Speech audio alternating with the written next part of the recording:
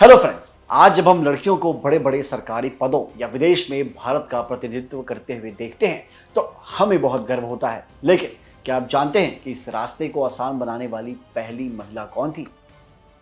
दोस्तों, आज हम बात करेंगे सीबी मुतम्मा की, जो ना सिर्फ भारत की पहली महिला आईएफएस ऑफिसर थी, बल्कि उन्होंने उस दौर में सिस्टम की उन दीवारों को तोड़ा जब महिलाओं को इतने बड़े पदों पर पहुंचना नामुमकिन माना जाता था।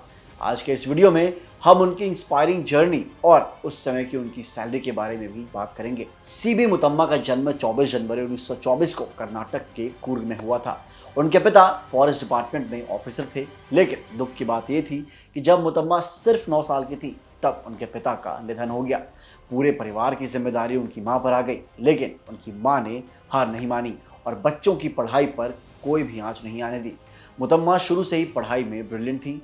उन्होंने चेन्नई के वुमेन्स क्रिश्चियन कॉलेज से ग्रेजुएशन किया, जहां उन्होंने 3 गोल्ड मेडल भी जीते। उसके बाद उन्होंने प्रेसिडेंसी कॉलेज से इंग्लिश लिटरेचर में अपना एमए पूरा किया।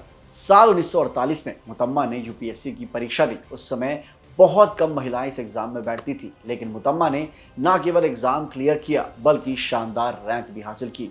1949 में वो भारतीय विदेश सेवा यानी आईएफएस ज्वाइन करने वाली पहली महिला बनी। आईएफएस ज्वाइन करने के बाद उनकी पहली पोस्टिंग पेरिस, फ्रांस में हुई। इसके बाद उन्होंने रंगून, लंदन और दिल्ली में कई बड़े पदों पर काम किया। अब बात करते हैं उस दौर की सैलरी की। 1950 के शुरुआती सालों में एक आईएफएस ऑफिसर को लगभग 350 रुपए प्रति महीना सैलरी मिलती थी। साथ में करीब 90 रुपए का अलावेंस यानी भत्ता मिलता था। आज के हिसाब से ये बहुत कम लगता होगा, लेकिन उस जमाने में ये एक बहुत बड़ी रकम थी। 1970 में मुतम्मा ने एक और रिकॉर्ड बनाया जब उन्हें हंगरी में भारत का राजदूत यानी अम्बेसडर नियुक्त किया गया। वो आईएफएस सर्विस के अंदर से राजदूत बनने वाली पहली महिला बनी थी। मुतम्मा ने घाना और नीदरलैंड्स जैसे देशों में भी भारत का नाम रोशन किया है।